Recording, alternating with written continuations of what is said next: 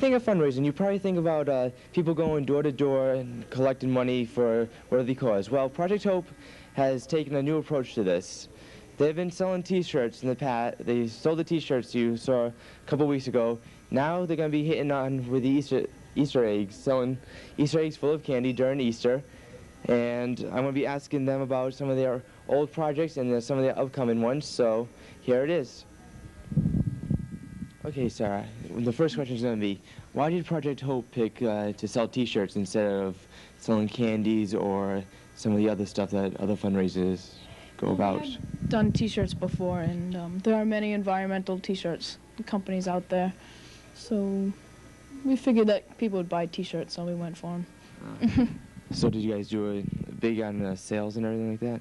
I'd say probably around 50, maybe. And we get about $4 or $4.50 per shirt, so. That's not bad. All right. Now, in the past, Project Hope's put on a plant a tree sort of campaign. Mm-hmm. Now, is that anywhere in the near in the future, or? Yes, we're going to be doing that for Earth Day. We'll be doing pretty much the same as last year. So. All righty. Now, as far as the idea, as far as money, where does all this stuff go? Well, we donate money to the Rainforest Action Network and the Palm River Watershed Alliance. And we're also doing Adopt a Whale this year, so. Cool. Okay, now, Sarah, what's this Easter egg thing that we see right in front of us? Okay, we'll be starting it next week. We'll be for all next week. We'll be starting it on Monday. They're candy eggs. Well, they're plastic eggs filled with candy. We'll be selling them during lunch. We usually sell those pretty good because everyone loves candy. Yeah.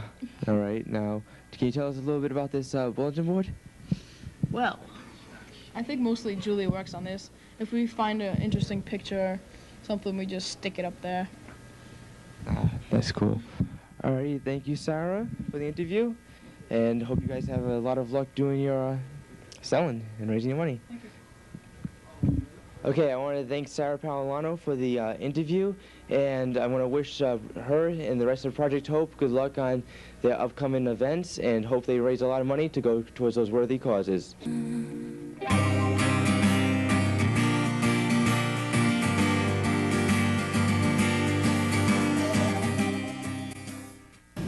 This past week, I had a chance to interview a few student government members and see what the student government has been up to. Let's take a look and see how it went. I'm here with BJ Corey and Tracy Miller, and I'm going to ask them some questions about the student government. Tracy, I understand you attended a conference this past week. How many students attended this conference? There was about 1,200 kids there. BJ, can you describe what type of activities you did at this conference? Yeah, we had a lot of seminars. There were a lot of speakers. Stu and Andy were two motivational speakers. They were really good. Drew Bledsoe's father, Mac, was there for the Drew Bledsoe Foundation. And there were some other people, Ed Garrity. Yeah, Ed Garrity, we're going to try to get to come to our school. He was I think he was one of the best speakers we had there. Tracy, what was the purpose of this conference? The purpose of this conference is just basically to get together with kids from other schools and to improve like your leadership qualities and to learn how to improve your student government and your school. BJ, how are you eligible to go on this conference?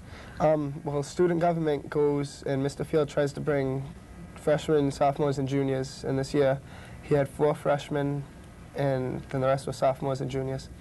Pretty much anybody can go. It's whoever wants to and how many he can fit in the rooms. Okay. Past student government issues, we had a blood drive held here this past year. Can you tell us a little bit about that? Yeah, it was organized by Dave Zalewski, and we collected over 70 pints of blood from students and teachers and members of the community, and we'll be having another blood drive on April 3rd. Okay, and the data match was a big thing this year. How did you guys go about organizing that? Well, Mr. Field gave us a pamphlet with various companies that handled the data match. So Jenna Poole chose a company, and we just made photocopies and gave it to people in homeroom, and then we mailed in the results to the company, and they took care of everything for us. I want to thank you for this interview. Thank you. Well, the student government has been doing a lot of great things for our school. I just want to remind you that they're going to be having another blood drive. It's going to be 17 by April. Your blood. This is Kelly Estrella for DR News.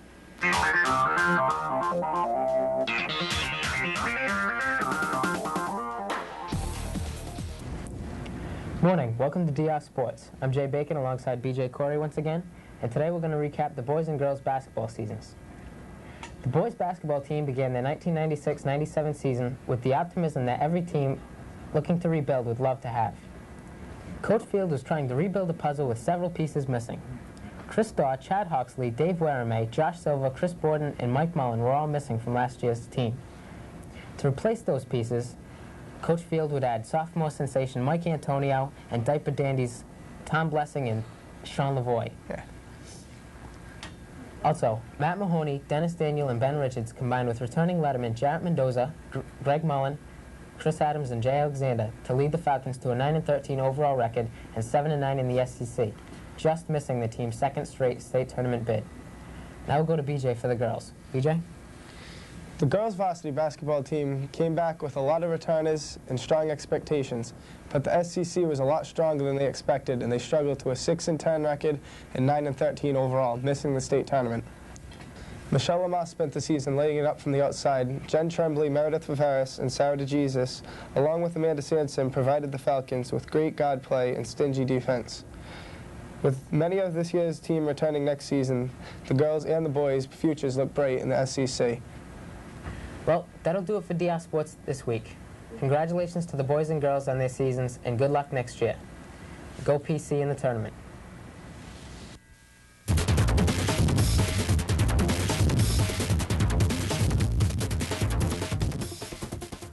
Okay. How you doing? This is Josh Lavoie. I'm in the art corridor. For many years now, we've had the independent study program at DR, and I'm going to talk to a couple of these students that are in the independent study program and see exactly what it's about and what they do. All right, now I'm talking with John Windle and Dave Zalewski. They're going to tell me a little bit about this independent study thing. Dave, what's this independent study thing all about? Like, how did you guys get on it and stuff like that, and how do you go about getting it? Just like a little summation. Well, sophomore year and junior year, I was in photography club, and this year I just decided to do independent study. So I saw Mr. Davis over in the art room, and he approved it for me. I get 2.5 credits, about the same as a major, and I come down every day, 5th period. So does John and Melanie Williams. Cool. Okay, and so John, so what is it exactly that you guys do? What do we do? Basically, every day, 5th period, we come down here and we take pictures and develop pictures and what have you. So did you get like A's and B's, or is it like a pass-fail, or do you get, full credits, or what? It's a pass-fail class. It used to be a letter grade 2 or 3 years ago.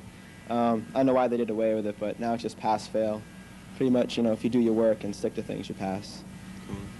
So John, you do photography. Can you do independent study for any other like fields of study or anything like that? And how would you go about getting the field to do independent study?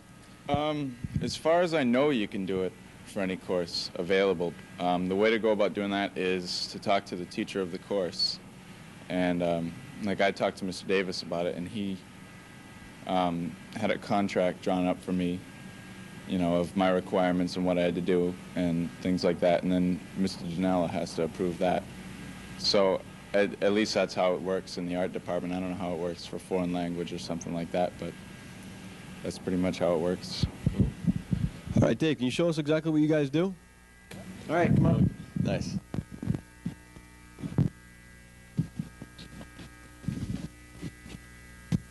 The process of developing is a little complex, but not that hard. It's mostly made up of steps. Step 1. Find the picture that you want to develop on the negative. Step 2. Frame the negative and put it in the projector. This projects the image downwards to the developing paper.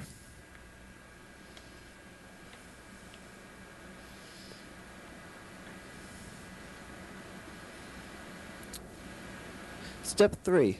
Place the paper frame where you want it. Then, turn off the light, insert the paper into the frame, and expose the paper.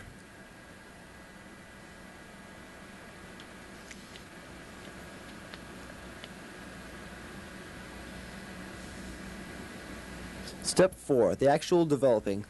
This is a series of chemicals that involves developer and fixer. The fixer fixes the image onto the paper and makes it so the light won't affect the image anymore. Step 5, rinse the paper, dry it, and you have yourself a photo.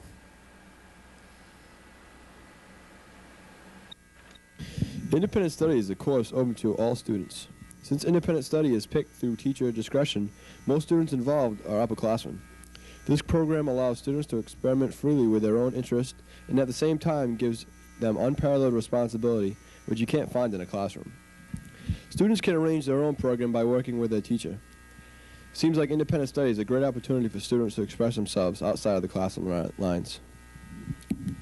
By the looks of the good work Dave and John have been doing, it seems as if this is a worthwhile program. Remember, school doesn't have to be filled with tests and homework. Maybe that might be something you would want to study. Then perhaps this program might be the right choice for you.